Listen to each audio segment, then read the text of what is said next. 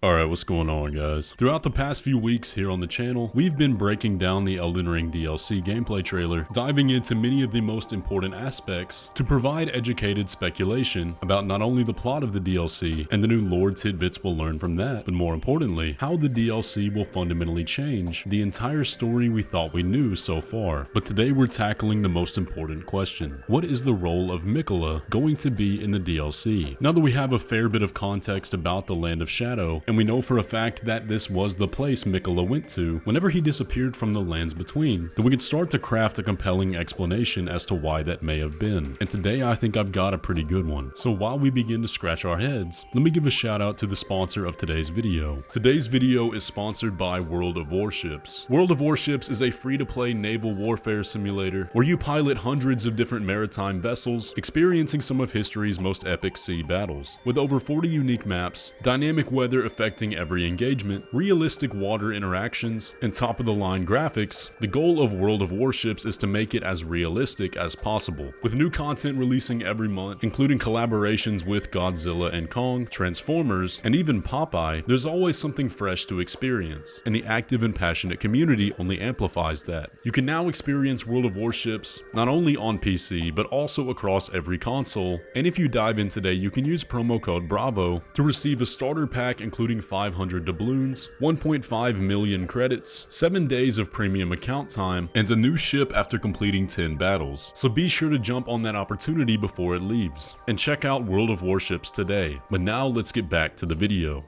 When we last heard about the story of Miquella in the base game, we were left with a bit of a dead end, with him supposedly dead inside a cocoon, kidnapped by Mohg, but with telling signs from pretty much every reference to Miquella in the game, suggesting that he was far too smart and far too powerful to fall victim to such a simple ploy. In addition to that, nearly every goal he set out to do has ended in failure. Malenia is still cursed, Godwyn is still dead, and the Hidettree is withered and rotten, very unbecoming of the one described as the most fearsome Empyrean. Clearly, there was more to this story, and it wasn't nearly as simple as the game made it out to be. But now we know that we will get those answers in the DLC, as Miquella is the primary factor of the plot, who we, alongside the NPCs in the DLC, will be chasing after. But the question still remains, why is he in the Land of Shadow when everything he cared about in the lands between is in disarray? Let's start with the facts. The Land of Shadow is a place veiled from the outside, hidden from normal sight by Queen Marika, a place ravaged by an unsung war where, according to Miyazaki, the Erdtree was born and Queen Marika ascended to godhood, which raises an additional question altogether of how did he get there? The description on Bandai Namco's website has this to say: "It was to this land that Miquella departed, divesting himself of his flesh, his strength, his lineage, of all things golden, and now Miquella awaits the return of his promised lord," which makes it seem as though the cadavered state we find him in was indeed the key to reaching the Land of Shadow, and could suggest that Mohg's intervention was part of his plan. It is currently established in the lands between that in order to become a lord of a new age, there needs to be a god and a consort, which is what Mohg was trying to achieve, knowing that Miquella would awaken as a god, with him as the consort, ushering in the age of Mohgwyn, but we ultimately put an end to those plans. The description also makes it seem like Miquella is aware of all of this, as he's awaiting a lord. So there's an endless stream of questions here.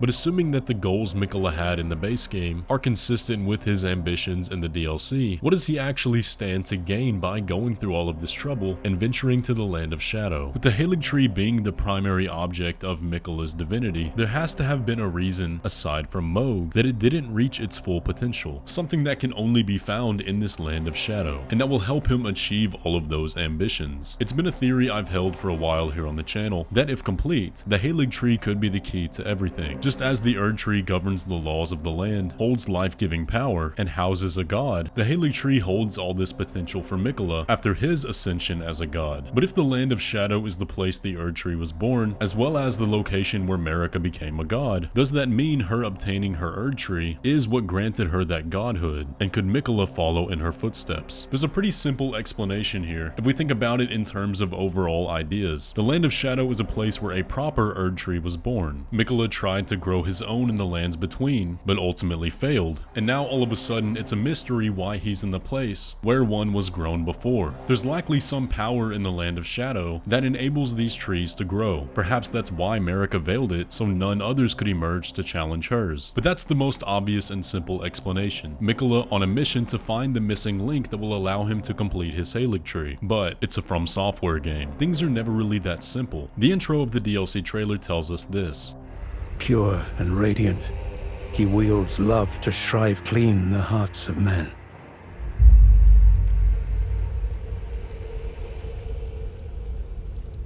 There is nothing more terrifying.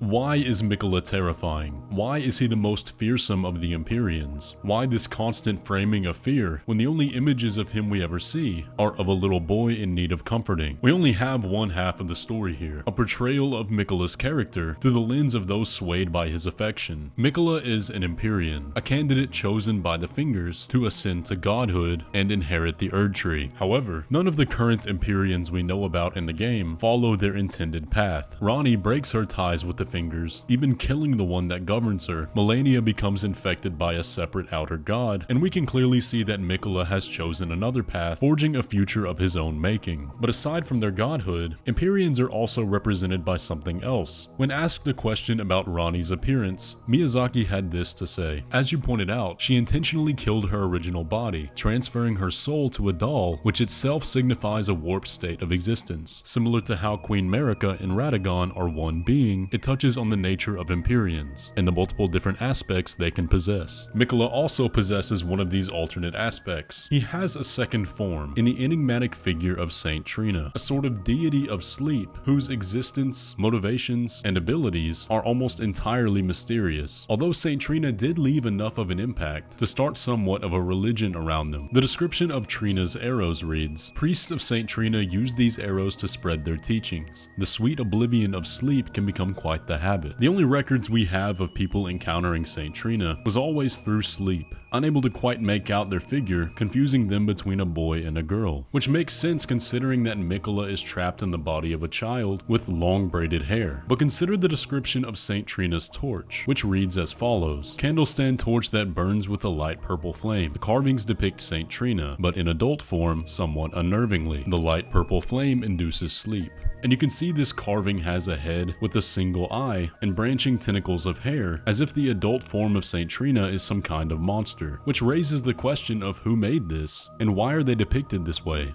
But sleep as a concept in Elden Ring is very interesting, because we have a few diverse examples of it. Fia goes to sleep when she quote-unquote lies with Godwyn, and we enter her dream, facing off against the dragon Fortisax. Ranni uses a sleep fog in order to put Kale to sleep when we meet her for the first time at the Church of Ele, which is a can of worms of its own. And Mohg and Malenia are both slumbering, awaiting Miquella's emergence and return. Now we see evidence of Saint Trina in the DLC trailer, specifically with this shot here, of a character asleep amidst a bunch of purple flowers, many of which are Trina's lilies. We don't really see an area like this in the base game of Elden Ring, so it appears like Saint Trina's influence is much stronger here. Now for the sake of keeping this video cohesive and on topic, I'm not going to go into cut content. Saint Trina was much more prominent in an earlier version of the game, and we've covered that extensively in the past. But the main reason is because the entire idea of Saint Trina could change in the DLC. In the cut content, Saint Trina is depicted as a benevolent